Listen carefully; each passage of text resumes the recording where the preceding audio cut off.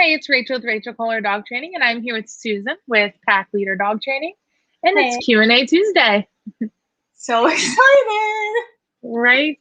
I feel like this Q&A Tuesday snuck up on me a bit.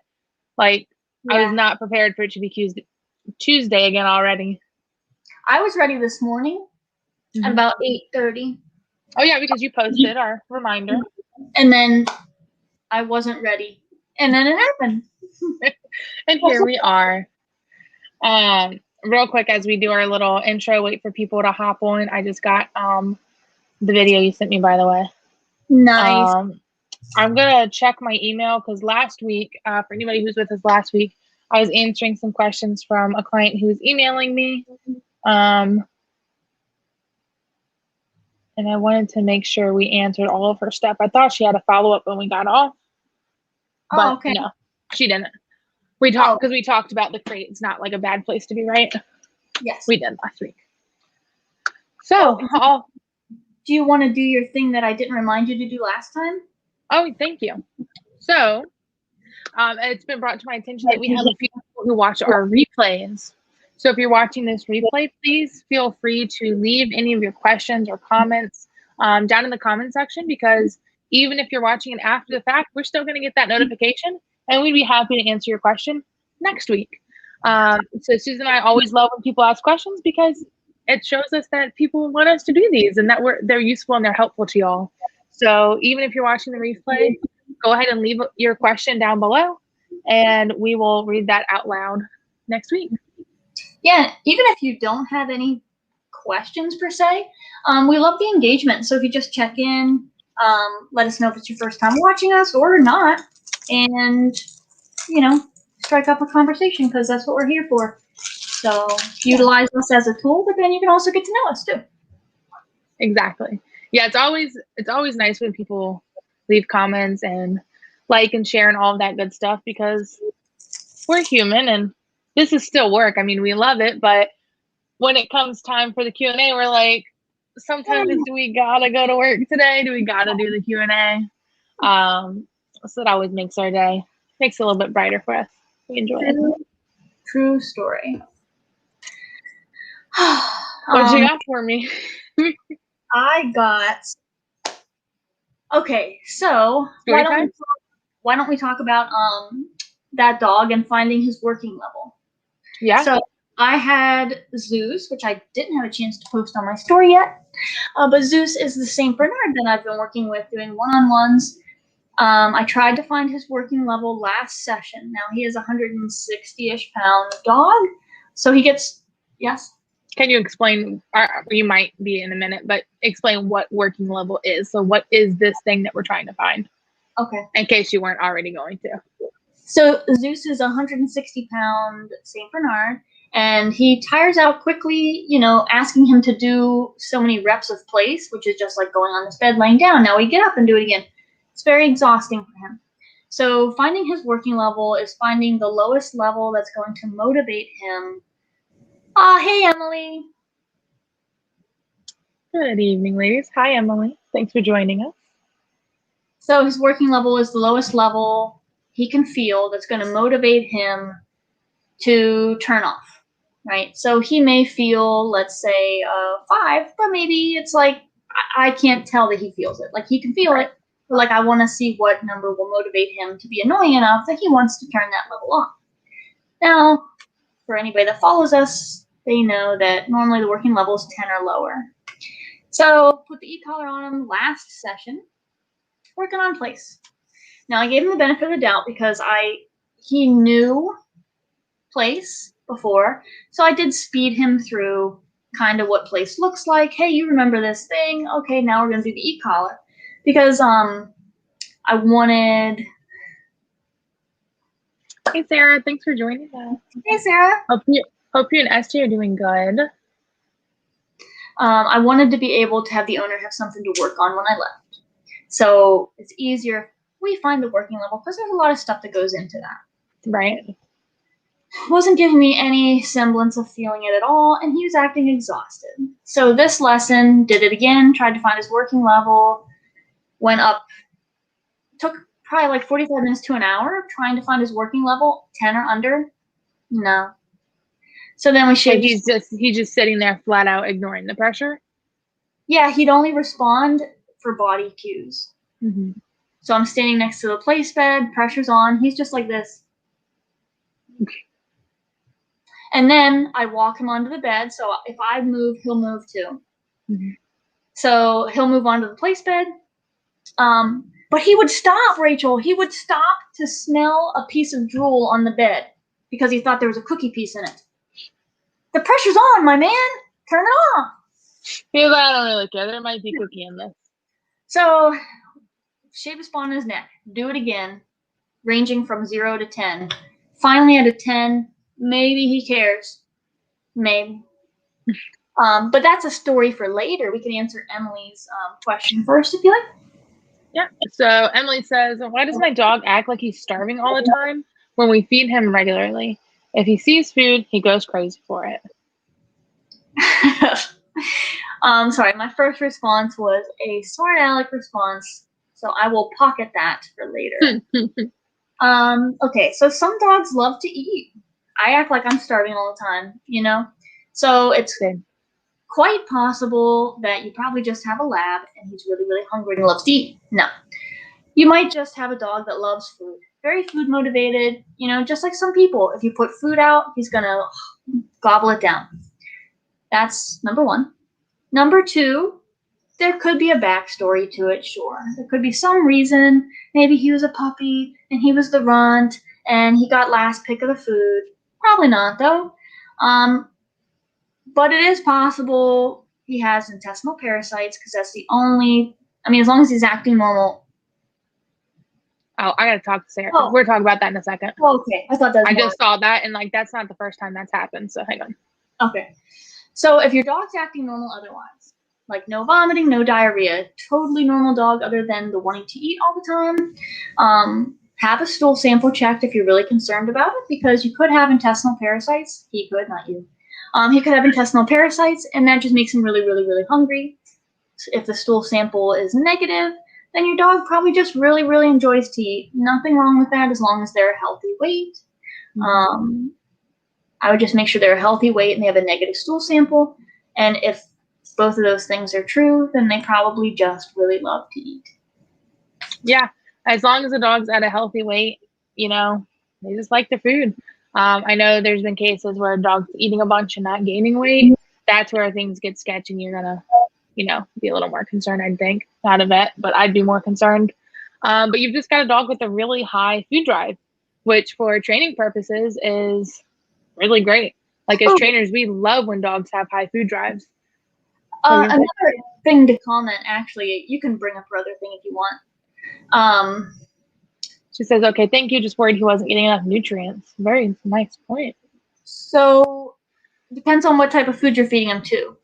Mm-hmm. So if the quality is like middle or higher, then I wouldn't be worried, but just check the quality of your food. So if it's a dog food, if it's like Old Roy, chunks, kibbles and bits, sometimes it doesn't have a lot of nutrition, so they can eat a ton of it. It's like eating McDonald's. You know, you can eat like 4 of the cheeseburgers and still have a thing fries.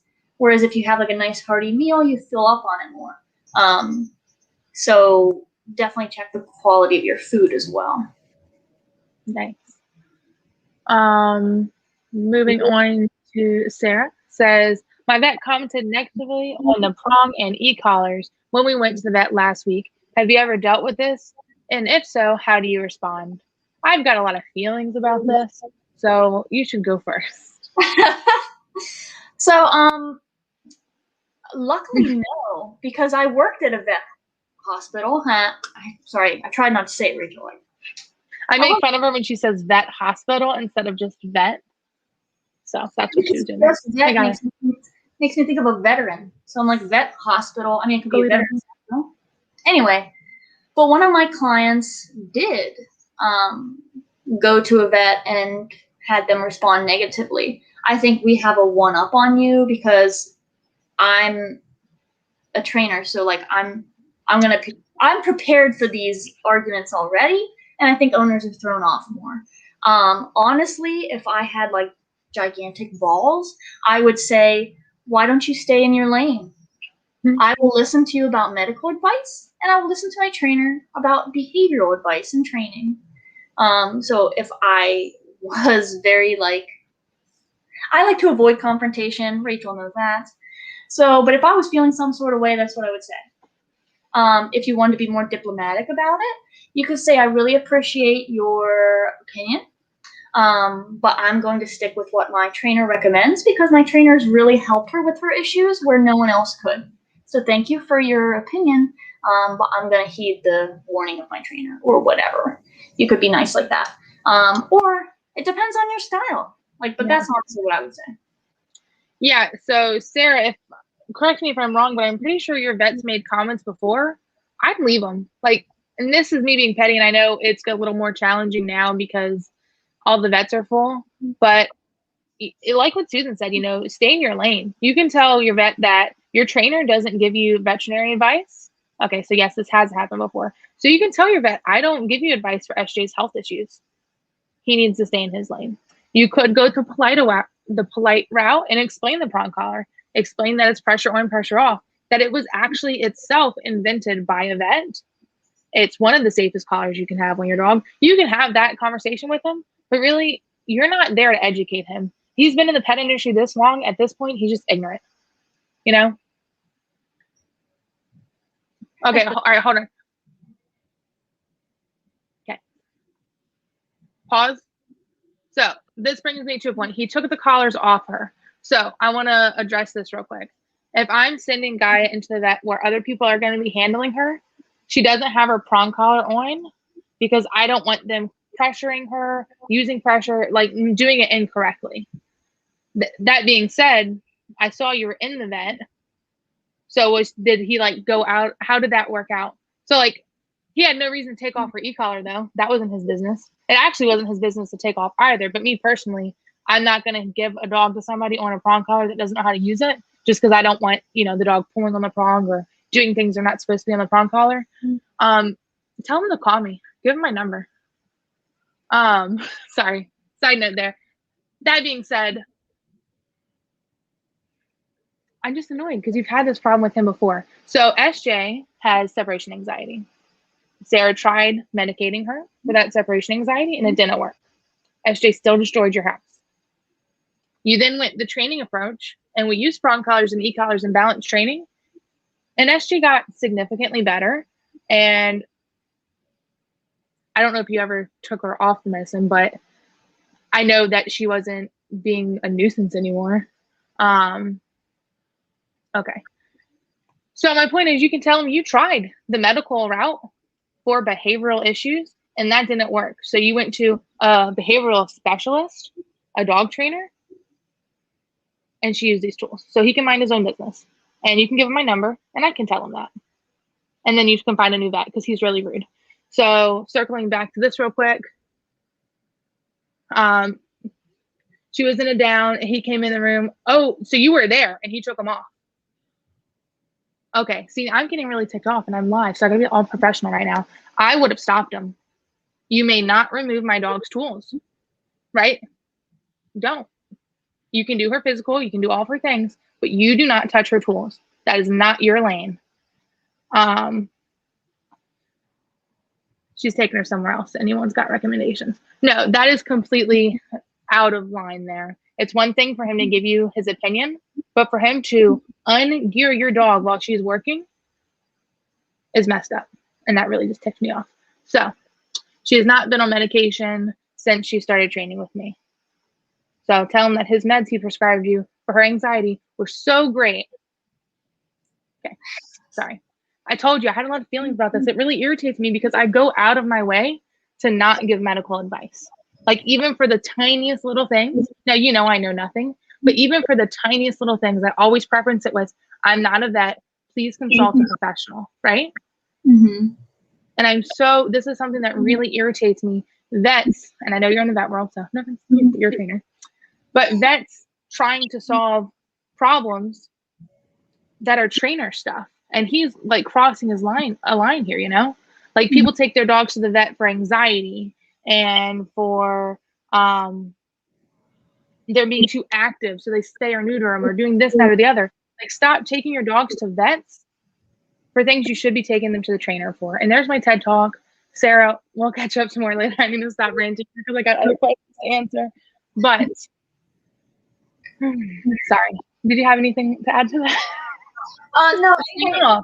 If anybody else is going through this, so Sarah's chosen to go to another vet, you have several options. You can either just ignore them, whatever, deal with it. You like your vet, cool. Or have that conversation like, hey, I'm going to trust the opinion of the professional I sought out care for. You're the medical professional. My trainer is the behavioral professional.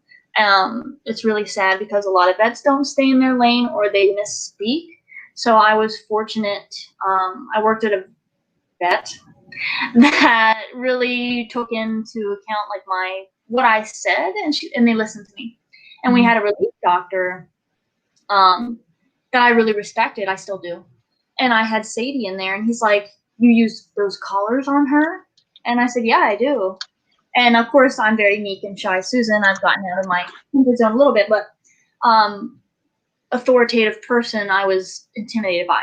But I said, "Yeah, I do use those collars." And he's like, "I don't like them." And I said, "Well, actually," and I only went into this conversation because I cared about him. So if your vet is worth the time and you think they're open to it, have the conversation because they might just not know. They really might not. So I cared about him and my relationship. So I went into detail with him and I said, it was actually created to displace pressure around the whole neck.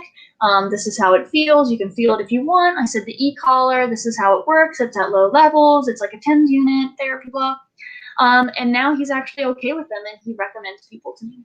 Where he's a very opinionated man. Like, he's very opinionated. But because he respected me, I respected him, and we had that mutual open relationship and communication. So I didn't go at it from like a defensive standpoint. I mean, maybe, but I just said like, hey, this is how it is, and if you want to agree with me or not, that's up to you. But all I am is a resource for you. Right. And sorry, real quick, Brooke, I'm gonna get to your question in just 1 second. But like, that's the thing for me though. Like, it's not Sarah's job as an owner. And I know we'll stay on this for just 1 more second. It's not her job as an owner to educate him because she doesn't know all the fine little details and how we train with him and all this, that, and the other, because she just got her fully trained dog at the end. So for me, like, I went to the pet store with Gaia and she was wearing her tools and I was harassed with her several times there. So that third time I lost it, right? Now the conversation shifted to me explaining the tools. But I work with them every day for the past 4 years. I can explain to you why they're designed the way they are, how they work, how they're trained with them. I can go into detail about that they understand the pressure, that it doesn't hurt, how the e-collar works. Sarah's an owner, and she went to the vet for his professional opinion for SJ's medical needs, and she came to me for my professional opinion for her behavioral needs. And that's like what it comes down to for me. It's like, it's really frustrating. So Sarah, send me a text message. Please don't say it on this live thing, but who your vet is. And yeah. But real quick, she told him that they didn't need medication refills. He was like, call me if you change your mind. Okay, well, if I stop listening to my trainer and using the tools, I'll need the meds again, but the meds weren't working in the first place. Okay. And sorry, thanks for the advice. It really bothered me. It bothered me too. Yeah, in that case, it's like, is it worth it? For an owner, because that's a valid point. They don't know all the details that go into the collars. So if someone else is going through this, decide if is this person worth your time to explain it? I mean, like to say, hey, stay in your lane. I go to my trainer for training advice. I stay with you for medical advice. And then if they respect that and leave it alone, cool. If they go more into it, yeah, I'd probably sneak on out of there. But finding a new vet is very challenging right now, at least in my area, unfortunately. Right. Okay, so Sarah, because you just went this year, so as long as that doesn't have any medical issues, you have a year to find a new vet. Right. Okay. Sorry about that. I hope you're still on here, Brooke. She says, how do we get our dogs to not chew their bedding? We continue to get dog beds and blankets and they chew right through them. They don't last long. Is it anxiety? It can be anxiety, yes. I'm not going to speak for Rachel. My rule of thumb is if the dog destroys the bedding, they lose that benefit or advantage. You know, like they lose that privilege of having bedding. How I would fix that problem is, if I could, how are they acting in the kennel otherwise? How are they crate trained? Or are they doing it in the kennel or out of the kennel too? Does it say? Yeah, I was going to ask that too. No, this, I think, so they are crated, but I don't know if this is happening in the crate or is this happening for beds that are just around the house. Let's see. Okay. Okay. Well, I'll keep an eye out to see if she answers that. If it's happening in the kennel, let's create a calm space and do kennel drills. Kennel drills, I do have a video on that on my YouTube. Crate trained. Right.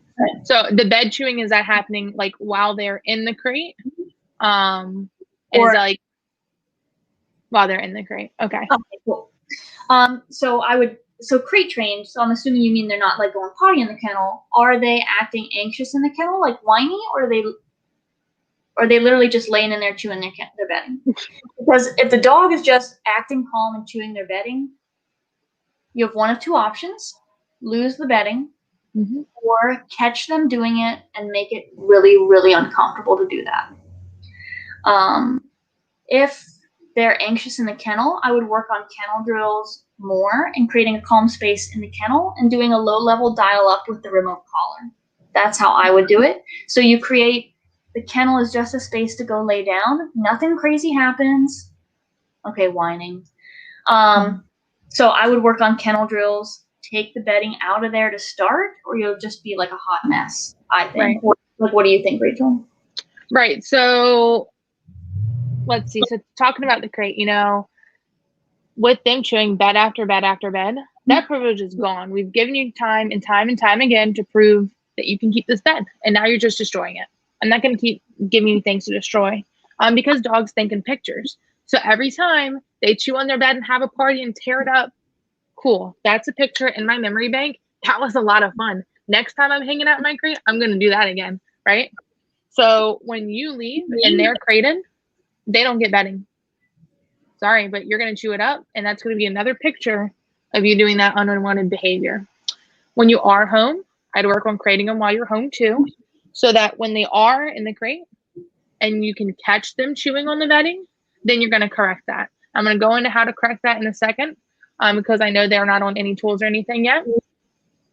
And then in addition to that, just like Susan said, change the picture of the crate. So right now, maybe the crate's something we go in when mom and dad leave, and maybe I don't love it so much.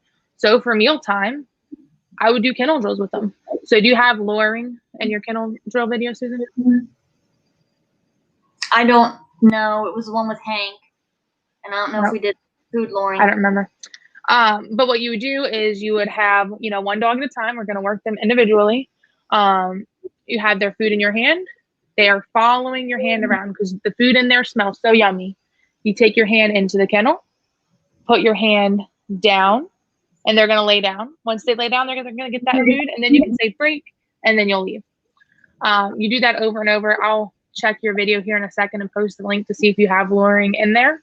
But you're going to want to do that a bunch. That's going to make, hey, the picture of going in here and lying down and being calm is awesome. You get some food.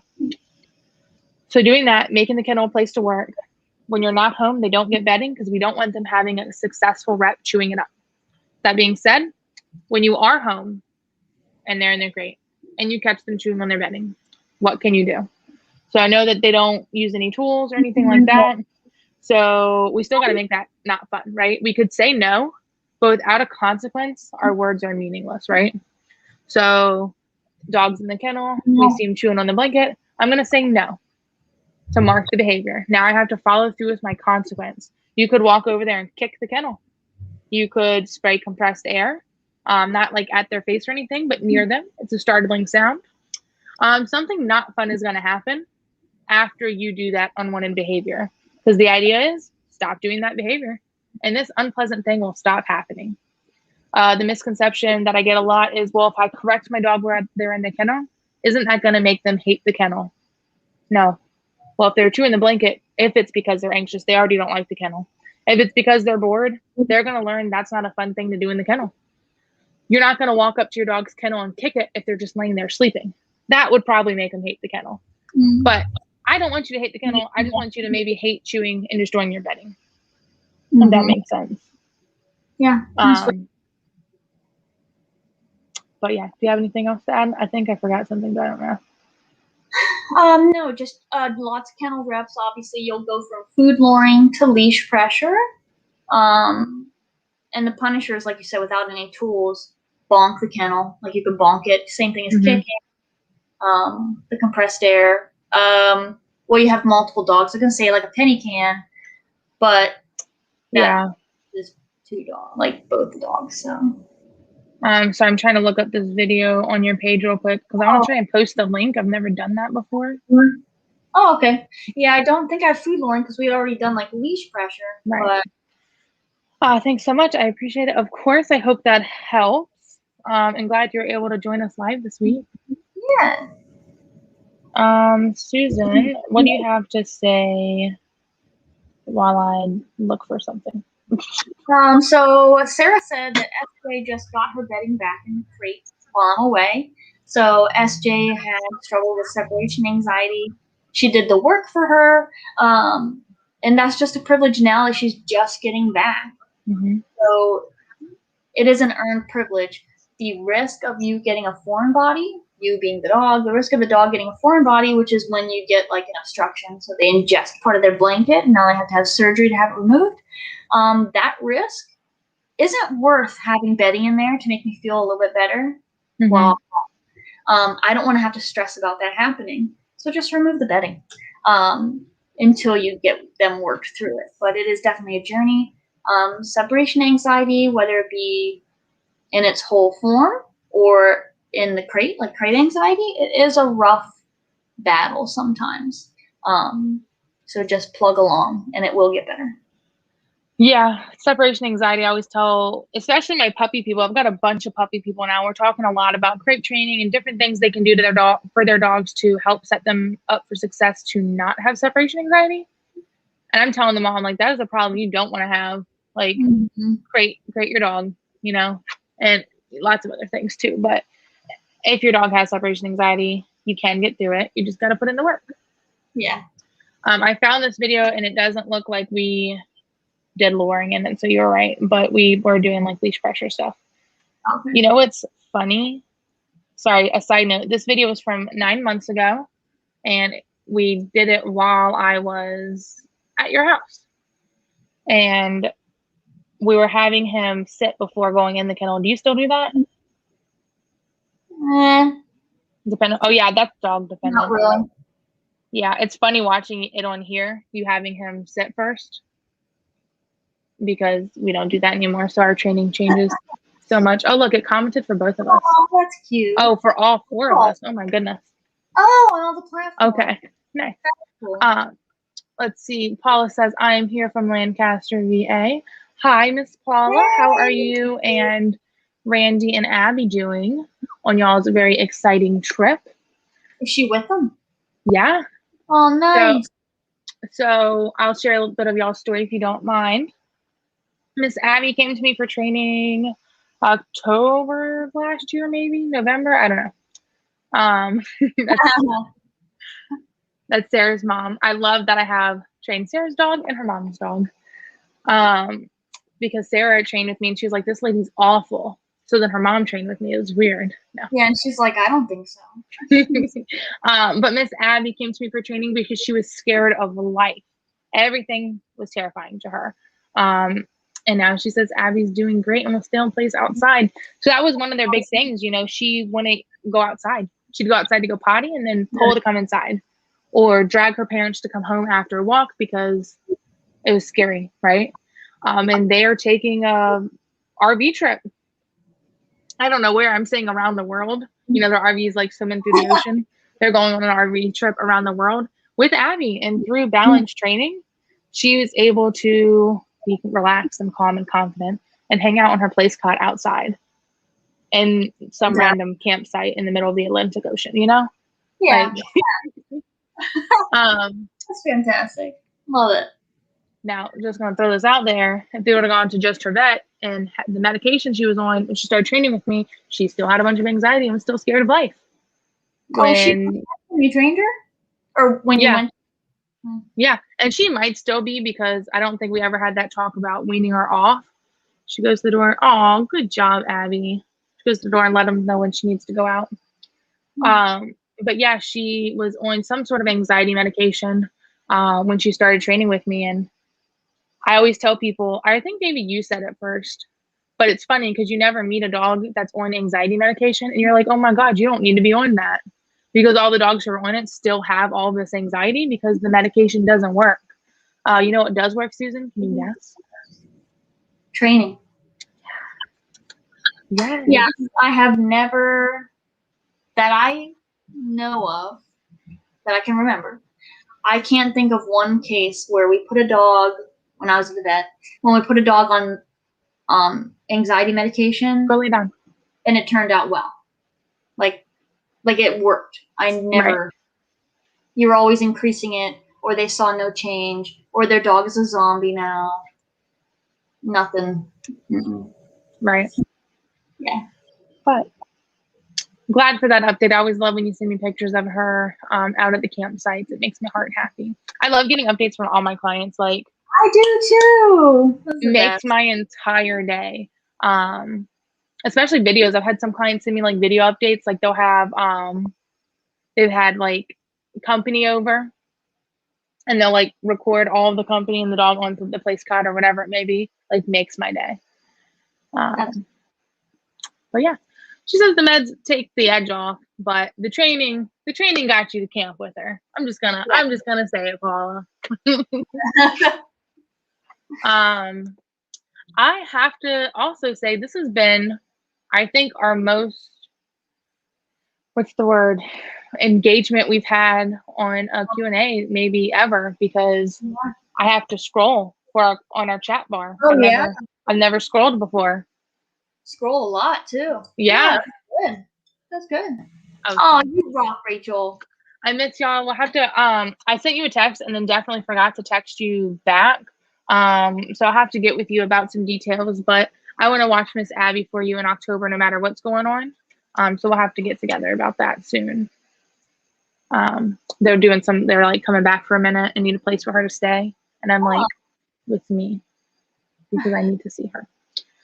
But yeah, this has been great. So thank you everybody who's watched and asked questions. And again, if you were on the replay and you made it until this end, because this was such a great Q&A, you just couldn't turn it off.